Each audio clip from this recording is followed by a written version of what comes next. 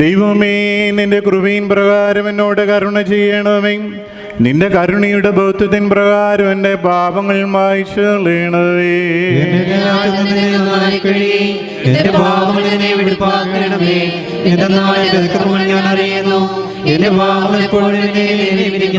നിന്നോട് തന്നെ ഞാൻ പാപം ചെയ്തു, നിന്റെ തിരുമുമ്പിൽ ഞാൻ ചെയ്തു.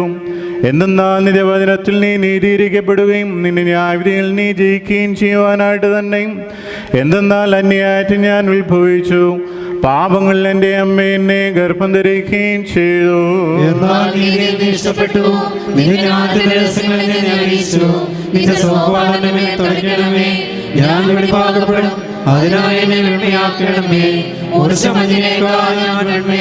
നിന്റെ ആനന്ദവും രക്ഷയും എനിക്ക് തിരിച്ചറിയണമേ.